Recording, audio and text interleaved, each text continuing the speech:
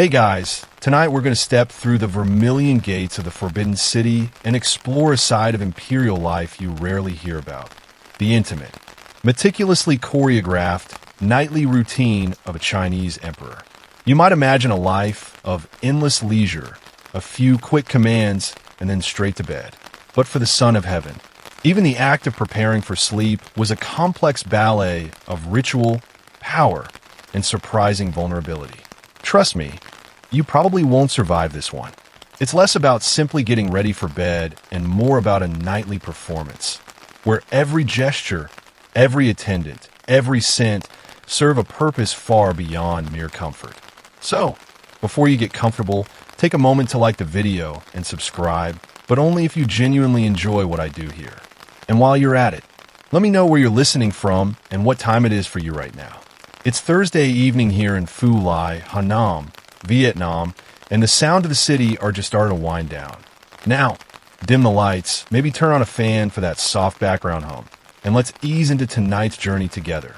Our story begins not with the setting sun, but with the first stirrings of the imperial palace as the emperor's day begins.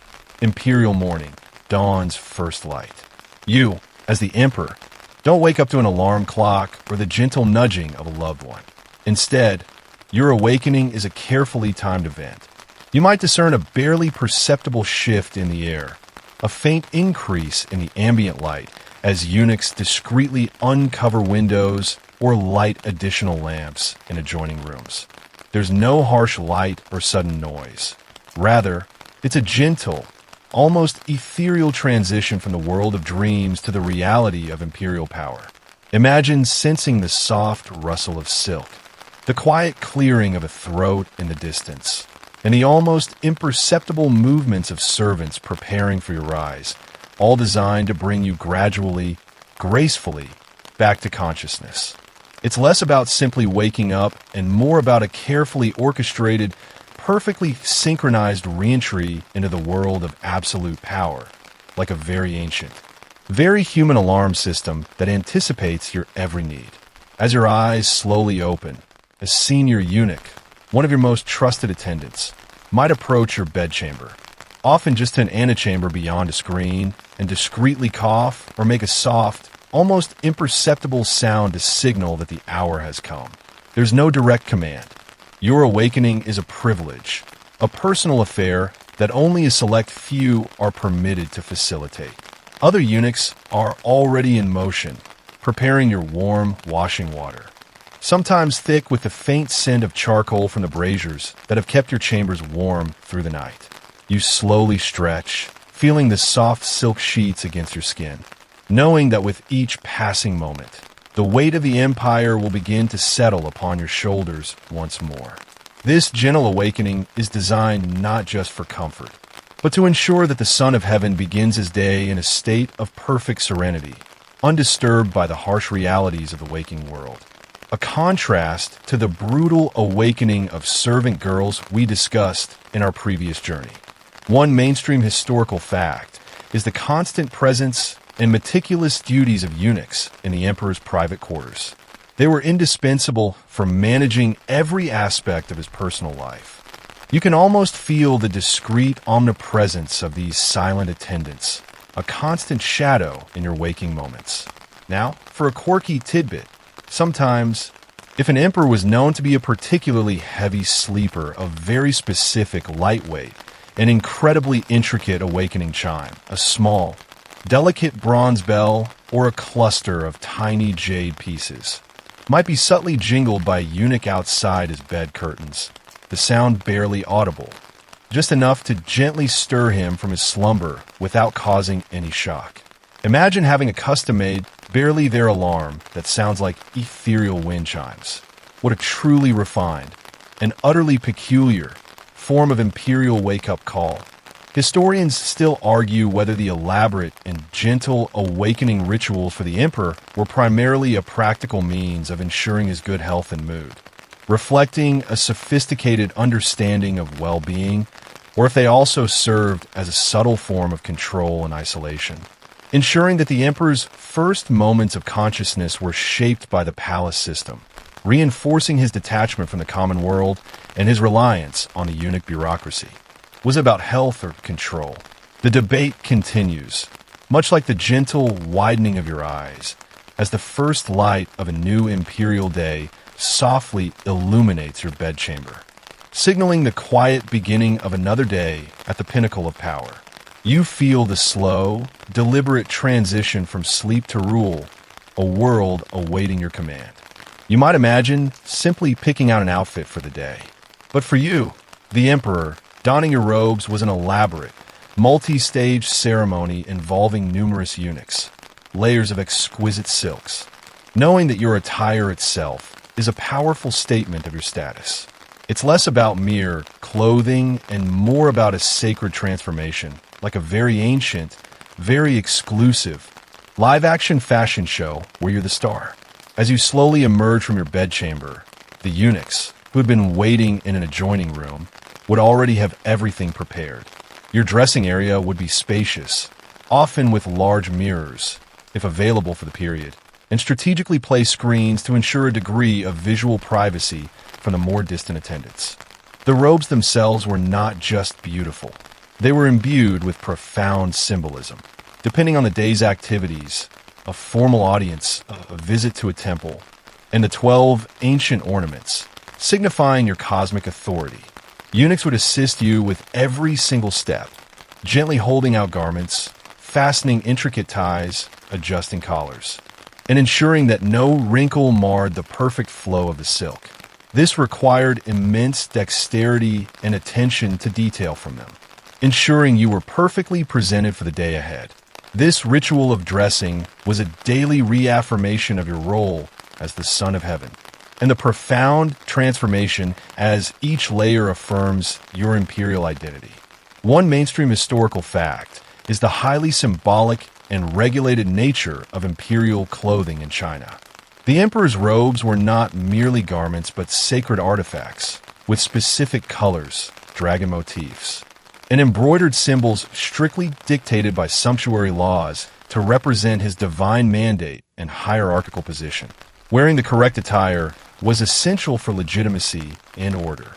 You can almost hear the soft rustle of rich fabrics, a quiet symphony of imperial majesty. Now, for a quirky tidbit, sometimes, if an emperor had a particularly favored set of inner robes or a specific lucky belt, eunuchs might subtly bless these items with incense smoke or by placing auspicious charms nearby before you wore them, believing it would transfer good fortune and protection throughout the day. Imagine your underwear getting a good luck charm blessing before you even put it on. What a truly superstitious and utterly personal form of imperial wardrobing. Historians still argue whether the elaborate and time-consuming dressing rituals for the emperor were primarily a practical means of ensuring his immaculate appearance and embodying his divine status, reflecting ancient traditions of spiritual purity, or if they also served as a subtle form of psychological conditioning and control, ensuring that the emperor was constantly reminded of his unique, isolated position and his complete reliance on the eunuch bureaucracy for even the most basic daily tasks. Was it about majesty or manipulation? The debate continues, a silent testament to the intricate balance between personal preparation and public performance that defined every moment of the Son of Heaven's meticulously curated existence. You feel the profound weight of expectation, the subtle transformation, as you are dressed for a day of absolute rule. From the ceremonial dressing in your imperial robes, your morning now transitions to a more personal, yet equally structured, affair, breakfast of the Son of Heaven. You might imagine a leisurely selection from a vast buffet. But for you, the emperor, breakfast was a meticulously prepared and presented meal, often with symbolic dishes chosen for their auspiciousness or medicinal properties, served in a solemn, almost ritualistic manner by silent eunuchs. Imagine a long table laden with dozens of small, delicate dishes, each a miniature work of culinary art.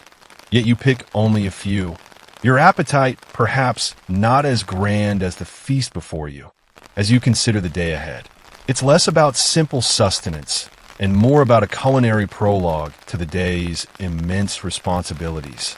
Like a very ancient, very exquisite, single diner tasting menu. After the meticulous process of donning your elaborate robes, as we detailed in Section 2, you would retire to a private dining hall, often adjacent to your bedchamber. Here, a bewildering array of dishes would await you, typically prepared by specialized imperial chefs from the vast palace kitchens. Unlike modern breakfasts, which might focus on a few main items, imperial breakfasts could feature dozens of small bowls and plates, showcasing a wide variety of flavors and textures, delicate steamed buns, various types of congee, rice porridge, with different toppings, small portions of braised meats or fish, stir-fried vegetables, pickled delicacies, and often sweet pastries or fruits. Each dish was not just food. It was a potential omen, a medicinal booster, or a display of the empire's bounty. You wouldn't necessarily eat from all of them. Often, you would take a few bites from a select handful, your choices potentially signaling your mood or preferences to the observant eunuchs.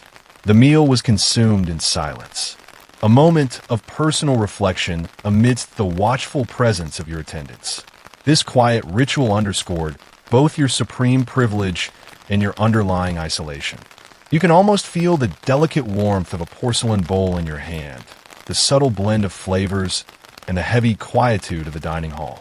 One mainstream historical fact is the immense variety and symbolic importance of food in Chinese imperial cuisine. Dishes were not just for nourishment. They often conveyed wishes for good fortune, longevity, or prosperity, and the emperor's diet was a matter of state, meticulously recorded by eunuchs and overseen by imperial physicians. This elevated food to a significant cultural and political art form. You can almost hear the soft clinking of porcelain, a quiet symphony of imperial pampering. Now, for a quirky tidbit, sometimes, if an emperor was particularly fond of a specific, unusual ingredient, perhaps a rare mushroom only found in certain remote mountains, eunuchs might go to extraordinary lengths, dispatching special couriers or even establishing temporary outposts, just to ensure that a fresh supply of this unique delicacy was available for his breakfast table, even if it meant delays or immense logistical challenges. Imagine having a personal food delivery service that literally spanned an entire empire for your breakfast cravings. What a truly dedicated. Historians still argue whether the elaborate and seemingly excessive number of dishes presented at the emperor's breakfast was primarily a practical means of ensuring his varied nutritional needs and accommodating his shifting whims, reflecting a pragmatic approach to diet, or if it also served as a profound symbolic display of imperial wealth, power, and mastery over the natural world, demonstrating the boundless resources at his command, even for a single meal. Was it about sustenance or spectacle? The debate continues. Much like the gentle steam rising from a fragrant bowl of congee, a silent testament to the many layers of meaning embedded in the very first tastes of an emperor's imperial day. You feel the profound privilege, the quiet observation, as you begin to fuel your body for the monumental tasks ahead. From the exquisite, yet solitary, breakfast of the Son of Heaven, your morning now immediately transitions into the very public face of governance. Morning petitions, the audience. You might imagine a leisurely consultation, perhaps a few informal chats. But for you, the emperor, this is a formal, high-stakes gathering where your officials eagerly await their chance to present memorials, deliver crucial reports, and seek your immediate decrees, knowing that the very first decisions of the day will set the course for your vast empire. It's less about a casual gathering and more about an immediate, high-stakes political engagement, reserved for your most trusted grand secretaries, ministers from key departments like the Six Boards, and perhaps a few high-ranking eunuchs who manage critical palace affairs. They arrive in the dim morning light, often having waited for hours, their faces etched with the concerns of the realm. One by one, or sometimes in small groups, they present urgent memorials, written petitions and reports, or verbally deliver concise briefings on matters requiring your immediate attention. A border skirmish, a looming famine. a dispute among regional governors, or a critical tax report. Your task is to listen intently, absorbing vast amounts of information, asking clarifying questions, and then, swiftly, this audience sets the tone for your entire day, plunging you directly into the complex machinery of imperial governance. You can almost feel the weight of their expectations, the silent plea in their eyes, as you begin to wield the absolute power of your throne. One mainstream historical fact is the practice of early morning audiences, or morning court, as a fundamental part of the Chinese emperor's daily routine across many dynasties. They were a crucial mechanism for maintaining control and stability, and a way for officials to directly appeal to the highest authority. You can almost hear the soft rustle of silk robes, the deferential bowing, and the low murmurs of respectful address. Now for a quirky tidbit. Sometimes, if an emperor was particularly concerned about appearing impartial and awake during these early, believing the aroma would keep him alert and focused. Imagine using a hidden aroma diffuser to maintain your royal composure during a very important meeting. What a truly subtle and utterly aromatic, allowing him to stay informed and make timely decisions, reflecting a hands-on approach to leadership, or if it also served as a subtle form of public performance and control, demonstrating his tireless dedication to the state and intimidating officials with his early presence, thereby reinforcing his absolute authority. Was it about efficiency or omnipresence? The debate continues, much like the lingering scent of incense in the quiet hall, a silent testament to the weighty responsibilities that descended upon the Son of Heaven with the very first light of dawn. You feel the profound pressure, the immediate demand for judgment, as you face the day's first challenges, knowing that countless lives hang on your decrees. From the intense, focused demands of the early morning audience, your imperial day now transitions to a quieter, yet still disciplined pursuit, imperial study, cultivating the mind. You might imagine a moment of casual reading or quiet relaxation.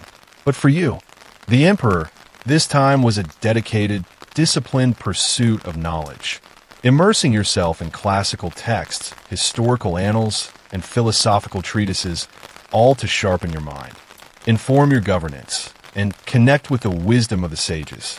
Imagine the rustle of ancient scrolls as you turn a page, the faint scent of aged paper as you sit in quiet solitude, pondering the lessons of history or the complexities of Confucian thought, seeking guidance for the immense burdens of your rule. It's less about simple leisure reading and more about a scholarly pilgrimage, like a very ancient, very profound intellectual workout. After the intellectual and political exertions of the morning audience, which we touched on in Section 4, you would retire to your personal study, a chamber filled with scrolls, books, and perhaps maps of your vast empire. This was a critical period of your day, often lasting several hours. Eunuchs would meticulously prepare the room, ensuring perfect lighting and a comfortable, undisturbed environment. Your reading materials would be diverse, historical records detailing the successes and failures of previous dynasties, philosophical texts exploring the principles of good governance and personal morality, especially Confucian classics, which profoundly influenced imperial rule, and sometimes even contemporary reports from your ministries. You wouldn't just passively read, you would actively reflect, drawing parallels between ancient dilemmas and present-day challenges, seeking insights that could inform your decisions. This intellectual work was not merely an academic exercise. It was considered essential for an emperor to cultivate wisdom, righteousness. You can almost feel the weight of the ancient texts in your hands, the quiet hum of your own thoughts, as you grapple with the timeless questions of leadership. One mainstream historical fact is the deep reverence for classical learning and history among Chinese emperors and the elite. Education, particularly in the Confucian classics, was seen as fundamental for good governance and moral leadership. Emperors often sponsored large-scale, scholarly projects and were expected to embody the ideal of a scholar ruler. You can almost hear the silent turning of pages, a testament to centuries of intellectual pursuit. Now, for a quirky tidbit, sometimes, if an emperor was particularly troubled by a complex philosophical passage or a difficult historical anecdote, he might secretly instruct a trusted eunuch to discreetly fetch a renowned. Imagine having a personal, secret tutor for your profound historical dilemmas. What a truly dedicated and utterly unconventional form of imperial academic support. Historians still argue whether the emperor's extensive time dedicated to study and reflection was primarily a genuine personal pursuit of knowledge and moral self-improvement, reflecting a sincere commitment to traditional scholarly ideals, or if it also served as a subtle form of political theater and isolation, demonstrating his intellectual superiority to his court and populace, thereby legitimizing his rule and discouraging any doubts about his fitness to govern. Was it about wisdom or political positioning? The debate continues, much like the gentle rustle of a silk scroll being unrolled, a silent testament to the intricate balance between personal cultivation and public authority that defined even the most solitary moments of the Son of Heaven. You feel the profound quiet of contemplation, the immense weight of knowledge, as you delve into the enduring wisdom of the past. From the profound intellectual workout of imperial study, your imperial day now transitions to a rare, fleeting moment of carefully controlled respite, garden strolls, nature's escape. You might imagine wandering freely through lush gardens at your whim. But for you, the emperor, even a seemingly simple walk through your own magnificent grounds is a meticulously managed affair, complete with eunuch escorts, pre-cleared paths. Yet your periphery is always aware of the silent figures keeping pace, knowing that every breath of fresh air is a calculated privilege, not a casual freedom. It's less about uninhibited wandering and more about a guided, observed contemplation, like a very ancient, very grand, perfectly choreographed nature walk. After hours of intense intellectual effort in your study, which we discussed in Section 5, a brief period of outdoor activity was often recommended for your well-being. Your designated eunuchs would have already ensured that the specific garden path or courtyard you intended to visit was thoroughly swept, a task for the servant girls. Perhaps a few imperial physicians, and, occasionally, a favored concubine or child. These walks were not just for physical exercise. They were opportunities for quiet contemplation, for admiring the meticulously cultivated landscapes, or for engaging in light conversation about nature or philosophy. However, even in these moments of apparent leisure, your every move was observed. Eunuchs would anticipate your desires, pointing out a particularly beautiful blossom or a new rock formation, always ready to assist or protect. The beauty of the gardens was undeniable. These gardens were miniature universes, meticulously crafted and controlled. You can almost hear the soft rustle of leaves, a peaceful counterpoint to the underlying vigilance. The accompanying eunuchs would have to discreetly send signals or whispers ahead to other eunuch teams, rapidly alerting them to quickly clear and secure the new pathway. Last-minute security sweep because the emperor decided to take an unscheduled detour. What a truly improvisational and utterly high-stakes form of imperial route management. A bit like trying to clear traffic for an impromptu presidential motorcade. Historians still argue whether the emperor's limited and controlled palace strolls were primarily a practical means of promoting his physical health and mental well-being, reflecting an understanding of the benefits of nature and exercise, or if they also served as a symbolic display of his detachment from the everyday world, emphasizing his unique and elevated status. With every aspect of his leisure choreographed to reinforce his power and divine mandate. Was it about health or divine isolation?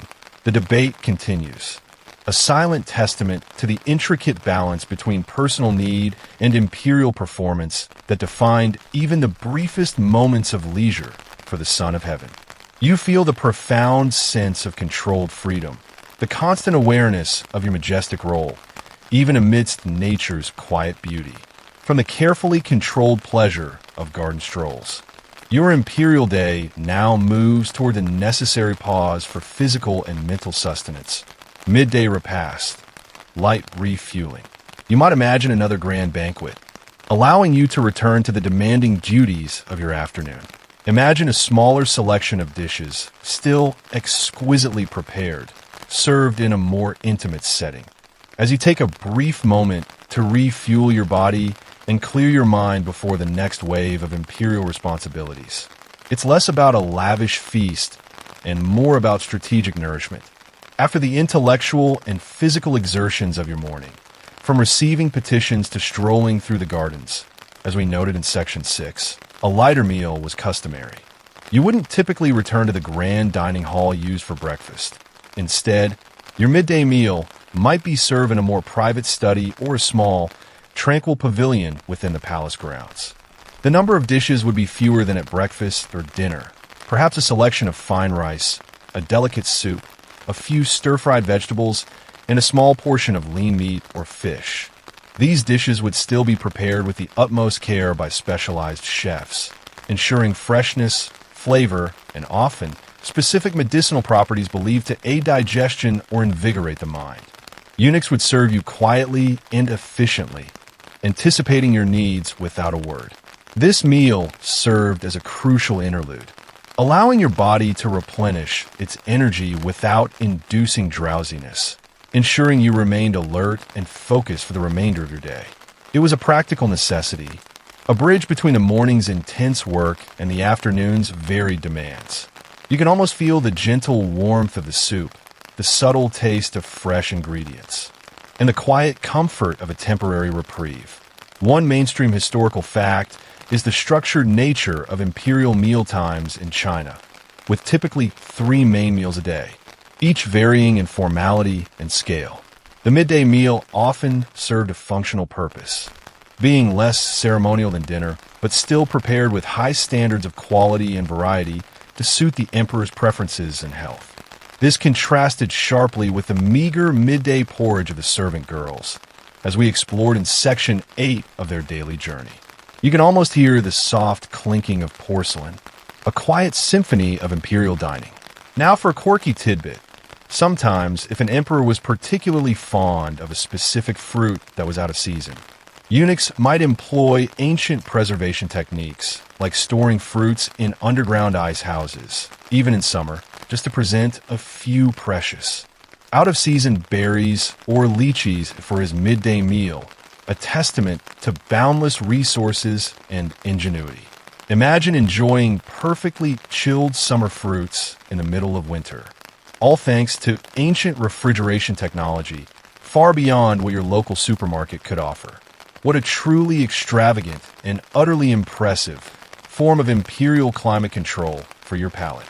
Historians still argue whether the emperor's midday meal, despite its relative simplicity compared to other meals, or if it also served as a profound symbolic display of imperial wealth, power, and mastery over the natural world, demonstrating his ability to command rare and out-of-season delicacies, thereby reinforcing his supreme status to the observing eunuchs.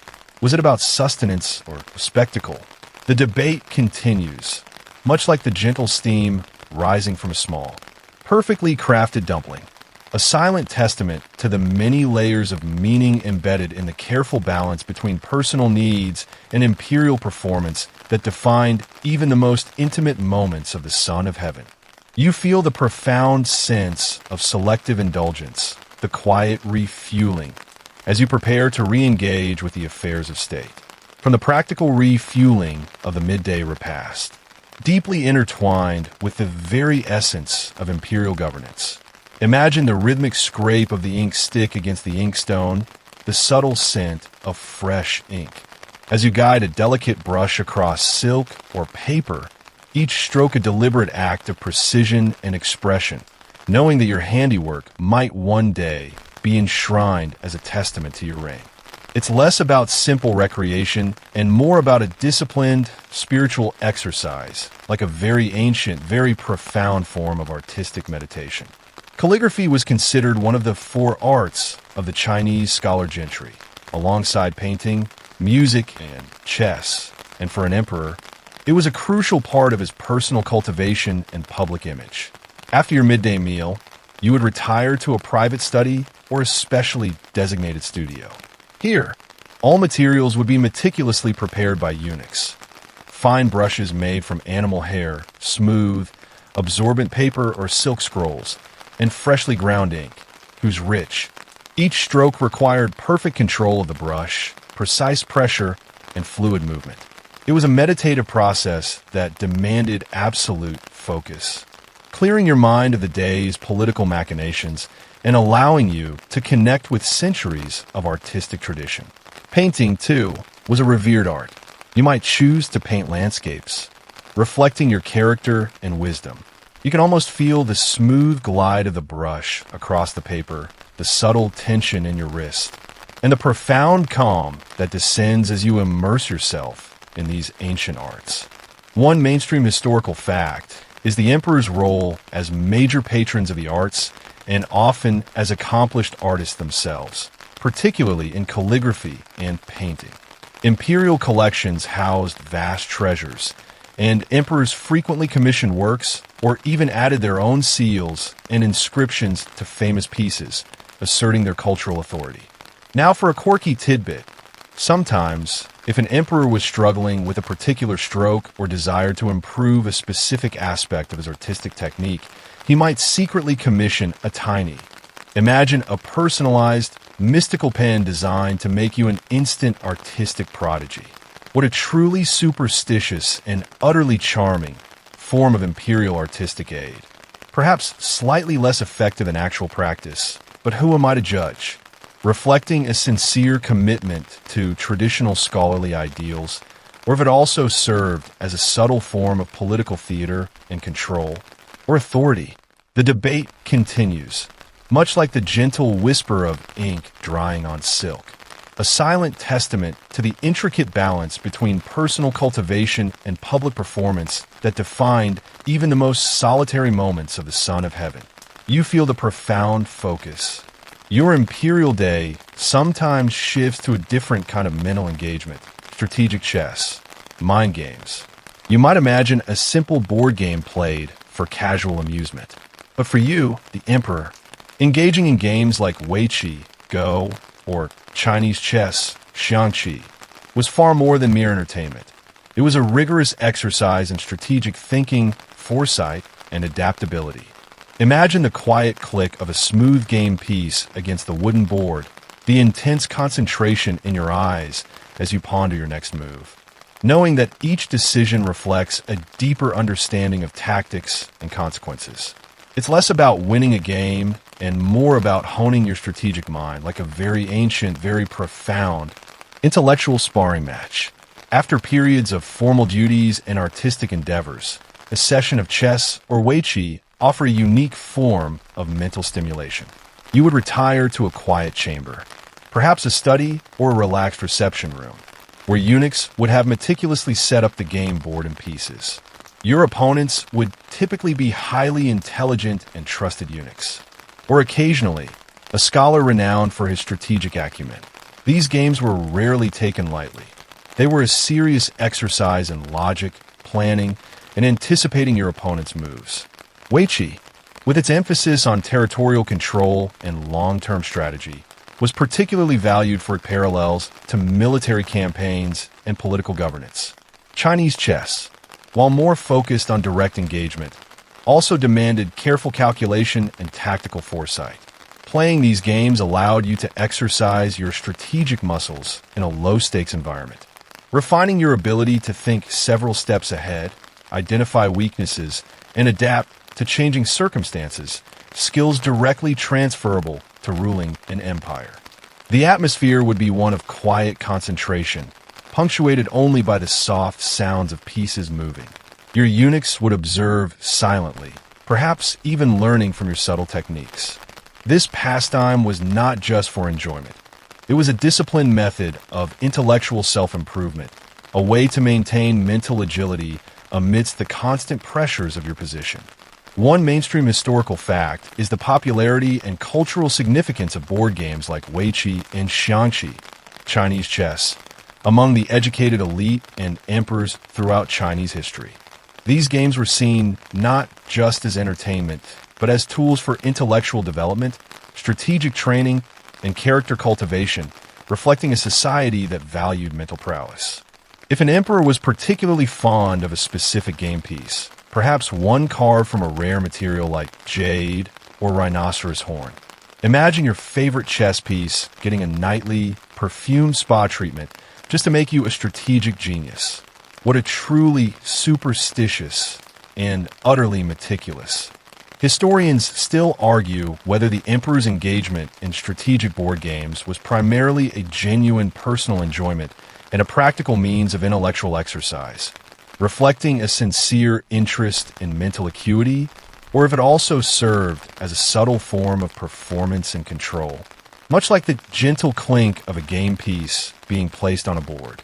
A silent testament to the intricate balance between personal cultivation and strategic advantage that defined even the recreational moments of the Son of Heaven. You feel the profound concentration. Your imperial day sometimes transitions to a more aesthetically pleasing, calming indulgence. Music and performance. Palace entertainment. You might imagine grand public spectacles with hundreds of performers.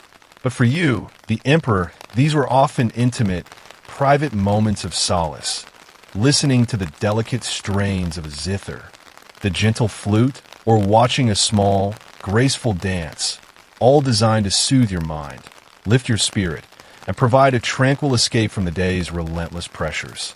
Imagine closing your eyes as the ethereal notes of a pipa fill the air, or the synchronized movements of dancers create a living tableau. Very exclusive, personal chill-out session after the mental demands of your studies, as we discussed in Section 5, and strategic games from Section 9. Engaging with the performing arts was a cherished way to unwind. You would retire to a smaller, more comfortable chamber or a private garden pavilion. Eunuchs would arrange for a solo musician or a small ensemble to play traditional instruments like the guqin, a 7-string zither, or the dizzy, bamboo flute. The music would be soft, contemplative, designed to evoke serenity rather than excitement. Sometimes a few highly skilled dancers might perform elegant, slow-paced routines, their movements flowing like silk. This wasn't merely entertainment. It was considered an important aspect of imperial cultivation, fostering harmony within yourself and reflecting a refined taste.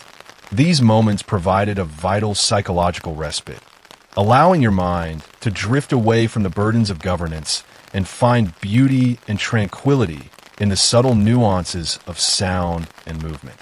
The performers, often drawn from specialized palace academies, were at the peak of their craft, their lives dedicated to perfecting these delicate arts for your pleasure. You can almost feel the gentle vibrations of the music, the lyrical flow of the performance, and a profound sense of calm that settles over you. One mainstream historical fact is the emperor's role as major patrons of the performing arts, including music, dance, and opera. Imperial courts maintained vast numbers of musicians, dancers, and actors whose sole purpose was to entertain the emperor and the imperial family. These performances were often highly refined and deeply traditional, reflecting the cultural values of the dynasty. You can almost hear the delicate pluck of string, the soft breath through a flute, a subtle symphony of imperial tranquility. Now, for a quirky tidbit, sometimes, if an emperor was particularly fond of a rare musical instrument or a unique dance from a distant region, eunuchs might dispatch special imperial envoys on arduous journeys just to procure the instrument or recruit the performers, no matter the cost or the distance, ensuring his personal aesthetic desires were always met. Imagine a global talent search funded by an empire just for your personal evening concert.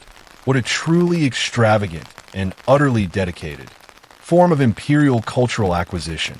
Historians still argue whether the emperor's engagement with artistic appreciation before bedtime was primarily a genuine personal desire for aesthetic pleasure and mental relaxation, reflecting a sincere need for respite from the pressures of rule, or if it also served as a subtle form of performance and self-cultivation, demonstrating his refined tastes and intellectual prowess to his closest attendants, thereby reinforcing his image as an enlightened and cultured ruler, even in his private moments. Was it about solace or sustained image? The debate continues, much like the gentle fading of a musical note into the quiet night air. You feel the profound peace, the subtle beauty, as your mind is soothed before you succumb to slumber. From the calming embrace of music and performance, you might imagine romantic encounters or personal choice.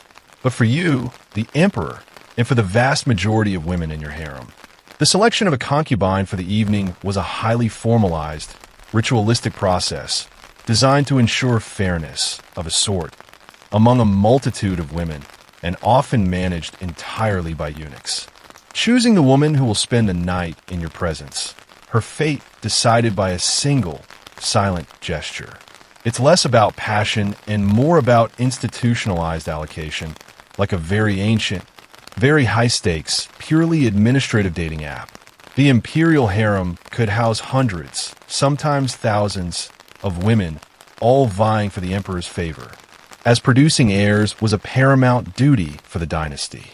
To manage this vast population and to ensure some semblance of order and opportunity, the tablet system was developed. Each evening, or at a designated time, a senior eunuch would present you with a tray holding dozens of small, inscribed jade or ivory tablets. Each tablet bore the name, and sometimes the title, of a concubine. These women would typically be chosen from a pool that had met specific criteria for the day, perhaps related to their rank, health, or recent behavior. You would simply turn over the tablet of the woman you wished to visit that night. There was no direct verbal command from you, no personal invitation. The gesture was silent, and the eunuch would then carry out your instruction. This system removed much of the direct interaction, acting as a buffer between your desires and the reality of the harem, and also preventing concubines from directly lobbying for your attention. It highlighted your ultimate authority while also reinforcing the highly controlled nature of your intimate life. But at what cost to genuine connection? The system was designed to keep the emperor somewhat detached, preventing him from developing too strong a favoritism for any single concubine, which could upset the delicate balance of power within the harem and potentially lead to political intrigue. The eunuchs, being the administrators of this system, gained immense power by subtly influencing which tablets were presented, or even by accidentally dropping a tablet they disliked. It was a matter of state, meticulously managed by eunuchs to ensure the continuation of the imperial line and to maintain control over the many women within the inner court. The tablet system was a formal mechanism to achieve this. You can almost hear the soft clink of jade, a sound that held immense power over many lives. Now, for a quirky tidbit, sometimes, if an emperor was feeling particularly indecisive or wanted to delegate the choice for the evening, he might instruct the eunuch to simply let fate decide, and the eunuch would then either draw a tablet randomly or even choose one based on a whim, effectively making a low-ranking palace official the temporary arbiter of imperial favor. Imagine your nightly companion being selected by an elaborate game of ancient bureaucratic roulette. What a truly hands-off and utterly bizarre form of imperial dating. It's like a royal lottery, but instead of winning money, you win a night with the boss. Historians still argue whether the elaborate tablet system for concubine selection was primarily a practical necessity for managing the logistics of a vast harem and preventing open conflict or favoritism, reflecting an ingenious method of bureaucratic control, or if it also served as a psychological tool to dehumanize the concubines and even the emperor himself, transforming intimate relationships into a sterile, impersonal process, thereby reinforcing the imperial system's absolute power over individual lives. Was it about order or depersonalization? The debate continues, much like the gentle click of a turned-over tablet. Preparing the consort, fragrance and silk.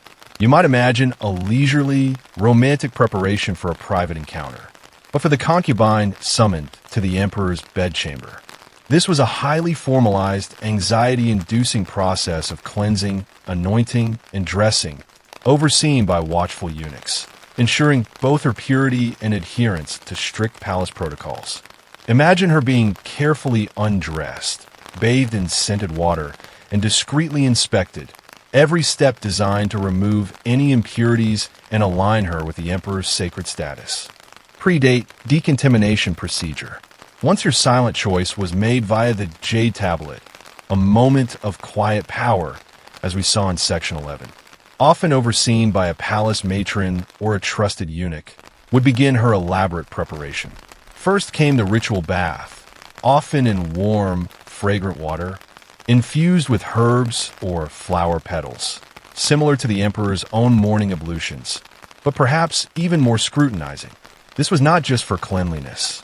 It was believed to purify her body and spirit, making her worthy of the emperor's presence. Every inch of her skin would be meticulously cleaned and then gently dried with soft, finely woven cloths. Her hair would be unbound, washed, and delicately perfumed. Next came the anointing and light dressing. Subtle, rare perfumes or scented powders would be applied to her skin. Her body would be discreetly inspected by the female attendants to ensure there were no blemishes, unusual marks, or hidden objects that could be perceived as ill omens or threats. This was a crucial security measure, as well as a matter of imperial perfection. Finally, she would be dressed in simple, often thin, silk robes, easy to remove, and without elaborate ornamentation or excessive layers. No heavy jewelry, no elaborate hairstyles were permitted at this stage. Simplicity and purity were key. This entire process, conducted under silent, watchful eyes, was designed to strip away her individual identity and transform her into a vessel ready for the imperial presence, ensuring both her physical purity and her absolute lack of hidden agendas. You can almost feel the gentle touch of the perfumed water, the subtle scent of exotic oils, and the underlying tension of a moment fraught with both opportunity and intense scrutiny. One mainstream historical fact is the rigorous physical and ritualistic preparation of imperial concubines before they were allowed into the emperor's bedchamber. This was a strict protocol across many dynasties, driven by concerns for the emperor's health, safety, and purity of the imperial line, with eunuchs playing a crucial supervisory role. This highlights the intense scrutiny under which concubines lived. You can almost hear the soft splash of water, the hushed whispers of attendants, and the quiet rustle of silk. A symphony of preparation. Now for a quirky tidbit. Sometimes, if a concubine was particularly nervous or worried about her appearance, she might try to subtly use a secret. Miniature sachet of calming herbs like dried lavender or lotus root, hidden within her sleeve or sash, hoping its scent would discreetly alleviate her anxiety during the intense preparation process. Imagine a tiny floral stress ball hidden in your sleeve, just to calm your nerves before facing the most powerful man in the empire. What a truly quiet and utterly human form of pre-encounter anxiety relief.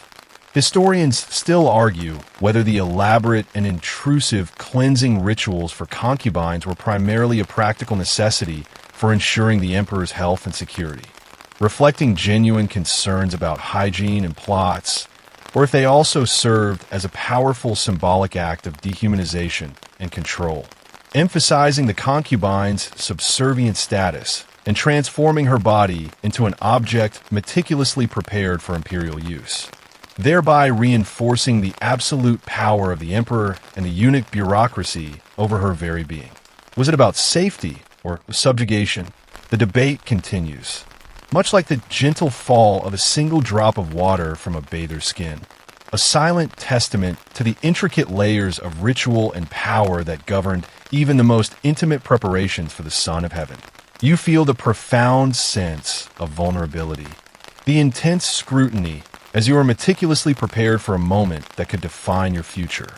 From the chosen concubine's meticulous cleansing rituals, your imperial evening now shifts to a meal that, despite its opulence, is often marked by an unexpected solitude, imperial dinner, grand solitude, yet consumed alone or with a select few trusted eunuchs, in a setting of immense formality, a stark contrast to the communal dining of your court.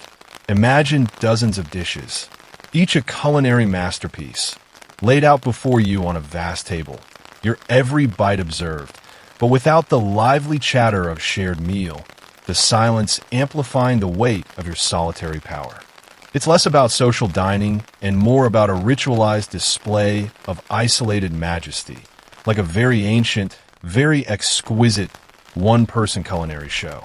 As the day deepens into evening, after the day's various audiences, studies, and physical exercises, you would proceed to a private dining hall for your main meal. Unlike the informal morning breakfast, which we touched on in Section 3, or the lighter midday fare from Section 7, dinner was often the most elaborate and ceremonially significant meal. Chefs from the vast imperial kitchens, a place of fervent activity, as we noted in Section 13 of the Servant Girl's Journey. Remember that bustling scene? Would have prepared a staggering array of dishes, sometimes over 100, featuring rare delicacies, intricate preparations, and diverse regional cuisines.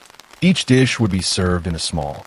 You can almost feel the rich aromas, the quiet tension, and the profound, isolating grandeur of dining alone at the apex of an empire. One mainstream historical fact is the emperor's practice of dining alone, or only with eunuchs and highly trusted personal guards, to minimize assassination risks and maintain an aura of separation and divinity. This practice was common across many imperial dynasties, reflecting the constant threat of internal conspiracies.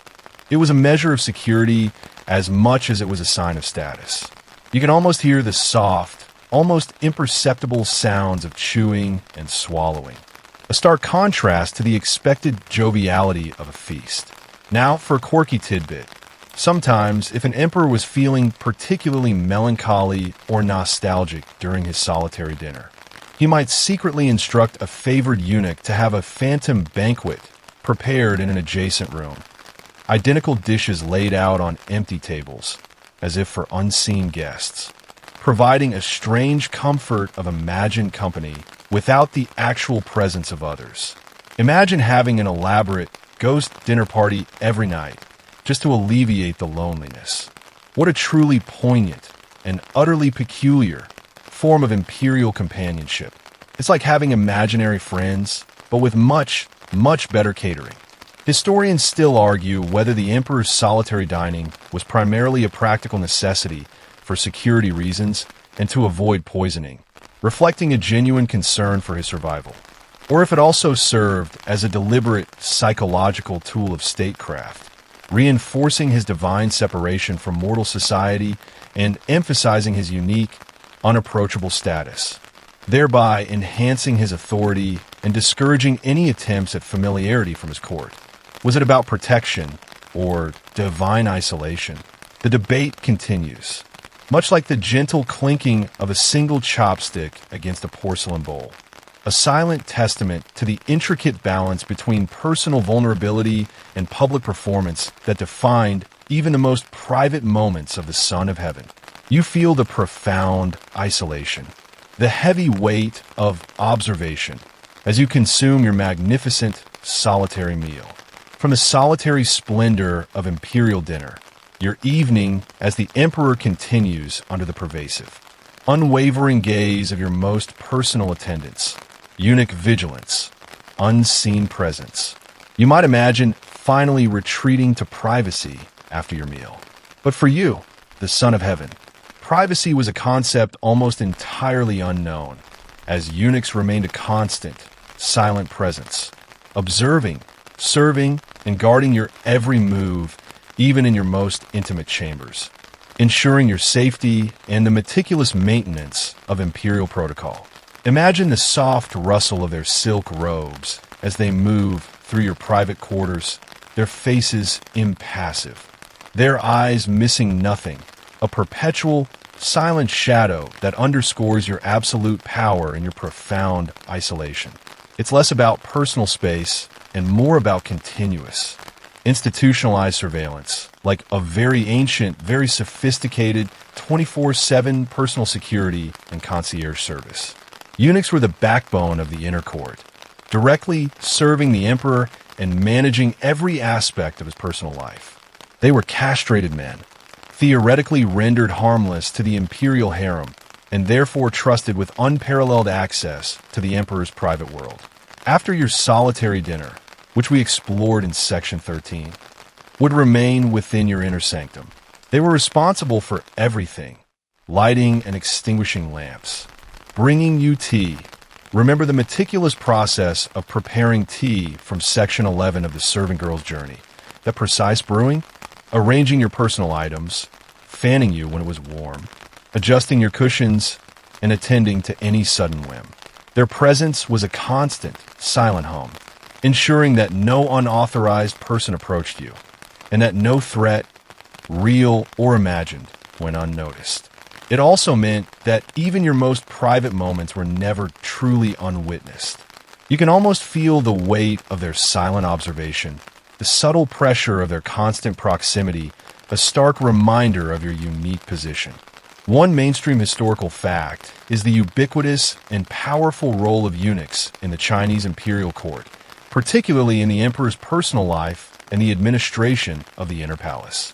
Their direct access to the emperor often gave them immense de facto power, leading to complex and sometimes turbulent relationships with the outer court bureaucracy, especially if you consider the quiet evening study we'll discuss in Section 16. That eunuch might be quietly allowed to remain in a hidden alcove near the emperor's bedchamber after hours, subtly whispering tales or verses to help the emperor relax and drift off to sleep, a secret nightly bedtime storyteller. Imagine having a live audiobook service curated just for your imperial ears. What a truly unique and utterly intimate form of imperial entertainment, far more personalized than any streaming service you might use. Historians still argue whether the constant attendance of eunuchs around the emperor was primarily a practical necessity for managing his complex personal life and ensuring his security, reflecting the logistical demands of imperial governance, or if it also served as a profound psychological tool of isolation and control. You might imagine simply taking a vitamin or a prescribed medicine. But for you, the emperor, even your physical well-being was a matter of state, requiring daily consumption of specially concocted herbal remedies and tonics, meticulously prepared by imperial physicians and often overseen by eunuchs, all designed to ensure your vitality, promote longevity, and sustain your fitness to rule. Imagine the subtle aroma of pungent herbs as you lift a delicate porcelain cup to your lips, the complex, earthy taste of a concoction designed to balance your qi, knowing that every sip is a vital investment in the stability of your empire. It's less about a private health routine and more about a nightly public health imperative, like a very ancient, very high-stakes royal wellness shot. As your evening progressed, typically after dinner and any immediate post-meal activities, the imperial physicians would arrive. These highly trained medical professionals were a crucial part of the imperial household, tasked with safeguarding your health above all else. Your daily regimen included various herbal elixirs, tailored to your specific constitution, the season, and any perceived imbalances. These weren't just for treating illness. Many were proactive tonics, designed to strengthen your qi, life force, enhance your vitality, boost your immune system, and promote longevity. The ingredients could be exotic and rare. Ginseng from distant mountains, deer antler velvet, various mushrooms, or complex blends of common herbs, all meticulously selected and prepared. The preparation process itself was highly ritualized. Eunuchs would oversee the simmering of these decoctions in designated kitchens, ensuring precise temperatures and timings. Before presentation, the elixirs would often be tasted by eunuchs for safety and then brought to you in fine porcelain cups. You would consume them, often in silence, as the physicians and senior eunuchs observed your reactions. This daily ritual underscored that your personal health was a matter of national security, directly tied to the continuity of the dynasty and the stability of the realm. Every drop was considered vital for the ongoing prosperity of your empire. You can almost feel the warmth of the tonic as it goes down, the complex, slightly bitter taste, and the subtle, lingering aftertaste of ancient wisdom. One mainstream historical fact is the sophistication of traditional Chinese medicine, TCM, and its prominent role in the imperial court. Emperors had dedicated teams of highly skilled physicians who provided continuous medical care, often employing pulse diagnosis, as mentioned previously, herbal remedies, and dietary therapy to maintain imperial health. These doctors' careers, and sometimes their lives, depended entirely on the emperor's well-being. You can almost hear the soft, almost imperceptible murmur of medical assessment, a quiet hum of ongoing health maintenance in the royal chambers. Now, for a quirky tidbit, sometimes, if an emperor was particularly averse to the strong taste of a potent herbal elixir, eunuchs might subtly add a tiny, almost imperceptible amount of a rare, naturally sweet honey or a small, exotic fruit essence to the concoction, just enough to mask the bitterness without altering its medicinal properties. Imagine your health drink getting a secret, royal flavor boost, ensuring you never had to grimace through your daily dose of wellness. What a truly considerate and utterly ingenious form of imperial palate management. Historians still argue whether the meticulous daily consumption of herbal elixirs by the emperor was primarily a practical necessity for maintaining his long-term health and preventing illness, reflecting a genuine belief in the efficacy of traditional medicine, or if it also served as a subtle form of control and psychological conditioning, ensuring that the emperor was constantly reminded of his reliance on the palace bureaucracy and the special knowledge of his physicians, thereby limiting his autonomy even in matters of personal health. Was it about health or control? The debate continues, much like the gentle rhythm of a human pulse, a silent testament to the intricate balance between personal well-being and imperial responsibility that defined even the most intimate moments of the Son of Heaven. You feel the profound awareness of your own body, the quiet weight of its importance, as your health is assessed before the night descends. From the vital, yet often unpalatable herbal elixirs, your imperial evening now shifts to a final period of intellectual engagement, nightly readings, tales, and treatises. You might imagine simply closing your eyes and drifting off. But for you, the emperor, even the moments before sleep were often dedicated to intellectual pursuits, a quiet return to classical texts, historical anecdotes, or even poetry designed to calm your mind, offer perspective, and ensure a final infusion of wisdom before the day truly ended. Imagine the gentle glow of a lamp on a silk scroll, the soft whisper of turning pages, as you absorb the thoughts of ancient sages, seeking not just knowledge, but also a sense of peace in the quiet hours before slumber. It's less about forced study and more about a chosen, calming intellectual ritual like a very ancient, very sophisticated bedtime story for a very powerful mind. After the day's arduous responsibilities, the complex interactions, and the subtle anxieties, retreating to your private study or a quiet alcove for a final period of reading was a common practice. Eunuchs would ensure the lighting was comfortable, perhaps a strategically placed oil lamp or a delicate lantern, and that your preferred texts were within easy reach. You might return to a beloved philosophical treatise, seeking comfort in its timeless wisdom, or perhaps delve into a particularly engaging historical narrative, drawing lessons from the triumphs and failures of past rulers. Sometimes, it could be a collection of poetry, its verses offering a beautiful escape from the stark realities of governance. This reading was often less about making new decisions and more about reflection, contemplation, and intellectual solace. It served as a mental wind down, allowing your mind to process the day's events and to find a sense of equilibrium before sleep. It was a rare opportunity for true personal engagement, a quiet communion with the accumulated knowledge and beauty of your culture, a final nourishment for the intellect that guided your empire. You can almost feel the smooth texture of the ancient paper, the subtle scent of old ink, and the profound quiet of a mind seeking both knowledge and peace.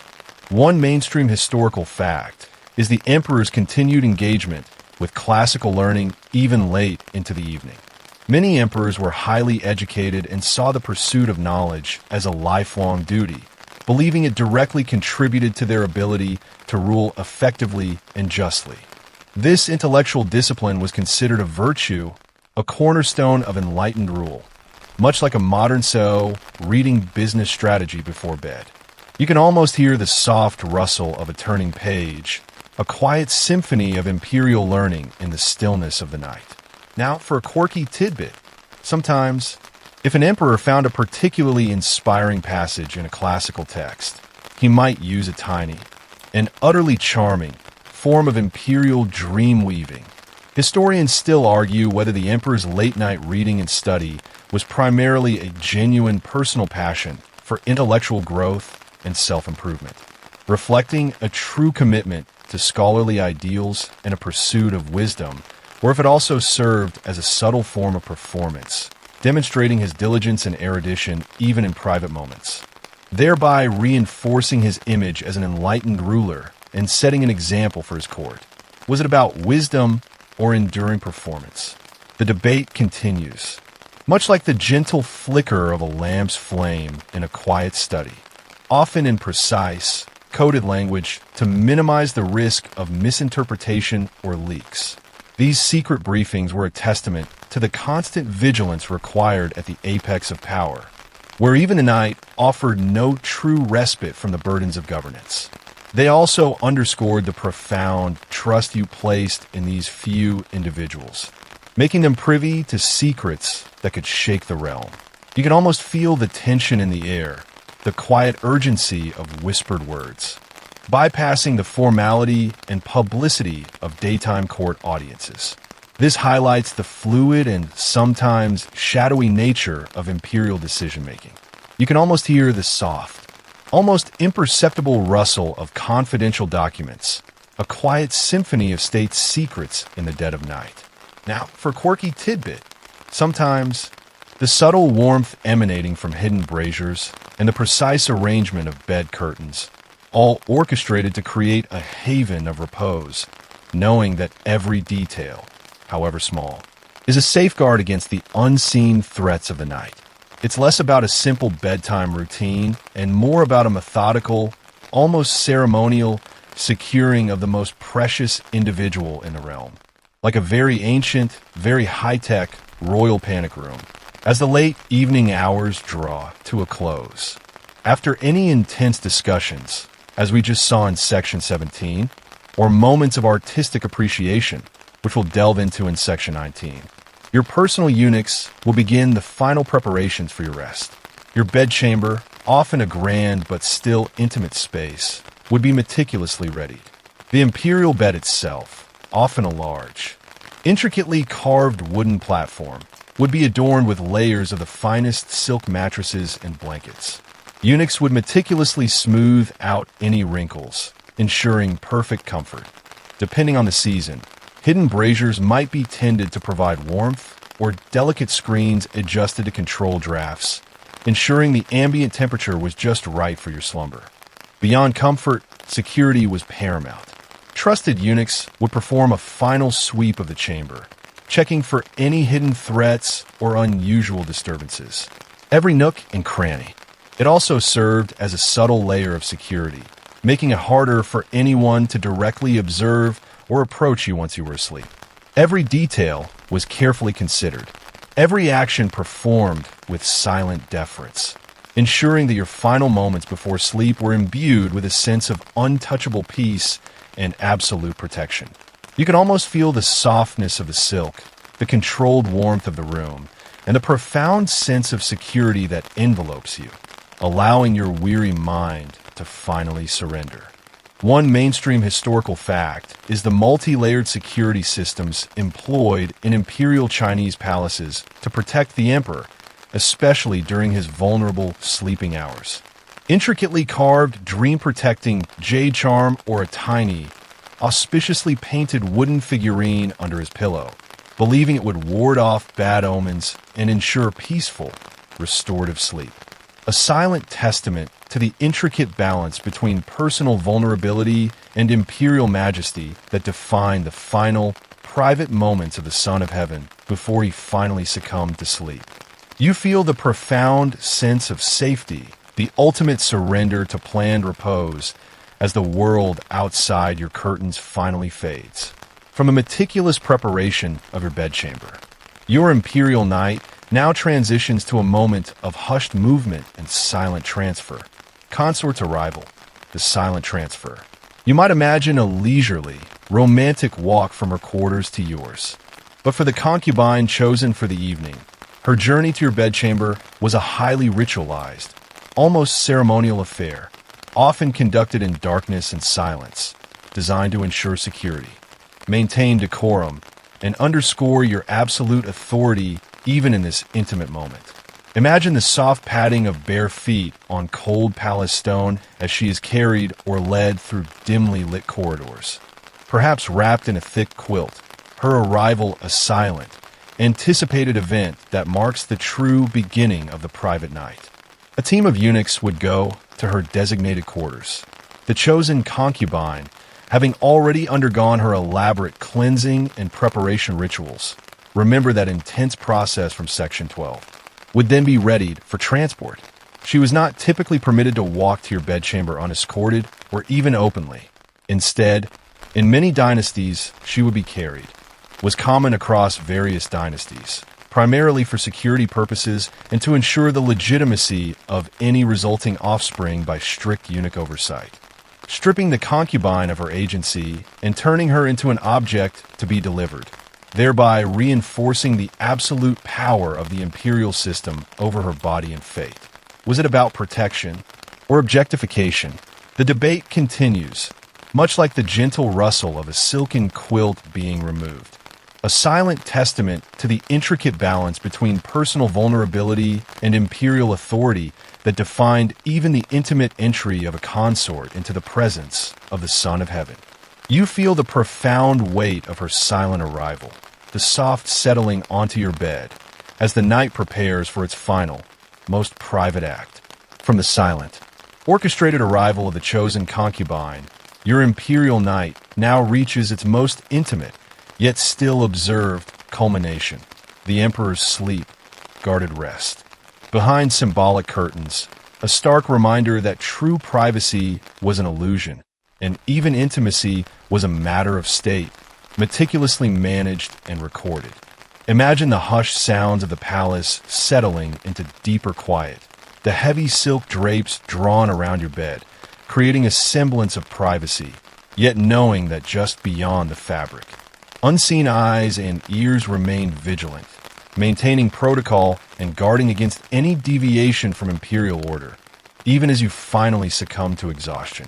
It's less about uninhibited repose and more about a carefully controlled, procreative duty and vital recuperation, like a very ancient, very important, highly supervised biological function.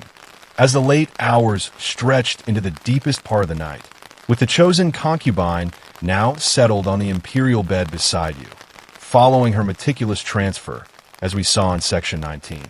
The final layer of your guarded rest would be established. The heavy, elaborate bed curtains, often gilded or richly embroidered with auspicious symbols, would be drawn completely around the sleeping platform by your personal eunuchs. This act created a physical barrier, offering a visual sense of privacy. Within this silken enclosure, you were meant to find rest. But even here, the illusion of complete solitude was maintained only for show. Eunuchs, particularly those responsible for recording imperial lineage and sexual activity, would remain in the antechamber, or even just outside the drawn curtains, throughout the night. Their presence served multiple crucial functions. They listened intently to ensure the emperor was safe from any threat from within the bedchamber. They discreetly noted the time of the concubine's arrival and later, her departure, crucial for documenting potential paternity and dynastic succession. Sometimes, they might even issue a subtle cough or signal a predetermined time for the concubine to be removed, reminding her that her visit was strictly timed, ensuring no unauthorized prolonged intimacy. This constant, albeit indirect, observation underscored that even the emperor's most personal and intimate acts were state affairs, meticulously managed for the benefit of the dynasty. It was a gilded cage of intimacy, where genuine connection often took a back seat to ritual and duty, and where your rest was always a matter of profound importance to the entire empire. You could almost feel the soft fabric of the drawn curtains, the quiet rustle of unseen guardians just beyond, and the profound weight of a moment that was both private and profoundly public, cementing their power and the rigidity of the imperial system. You can almost hear the soft, almost imperceptible breathing just beyond the silk, a constant presence that never truly sleeps. Now for a quirky tidbit. Sometimes, if an emperor was known to snore loudly, a common human affliction, even for royalty, a particularly resourceful eunuch might quietly employ a snore-muffling device, a small, intricately carved wooden screen, perhaps covered with a thick, sound-absorbing felt, strategically placed near the bed curtains, designed to subtly redirect or absorb the sound without directly disturbing the emperor. Imagine a tiny, ancient sound-baffling system, just to ensure your imperial slumber was as silent as it was majestic. What a truly ingenious and utterly discreet form of ancient acoustic engineering.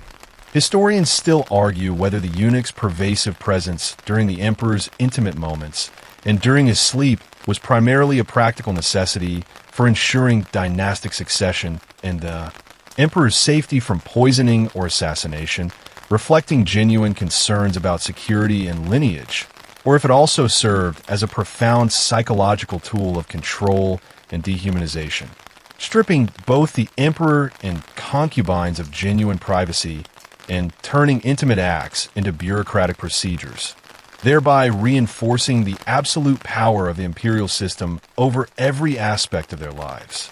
Was it about lineage or ultimate control? The debate continues.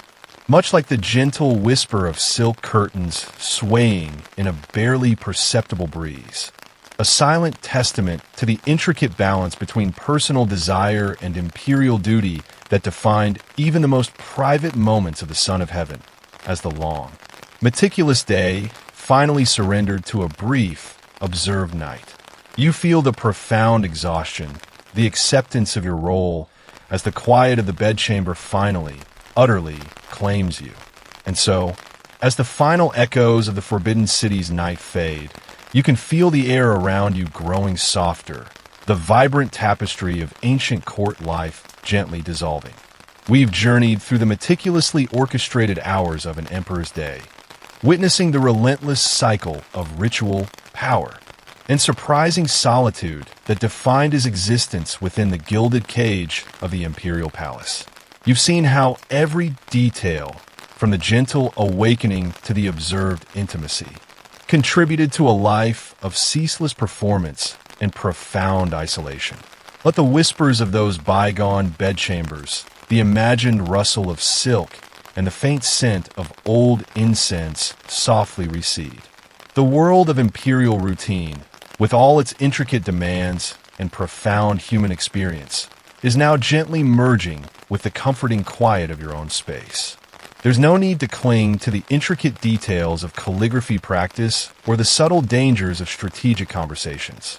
Just let the gentle hum of history, a soothing presence in the quiet darkness, wash over you. May your thoughts be peaceful, your dreams be deep, and your rest be undisturbed. Sleep well. End of script. Sweet dreams.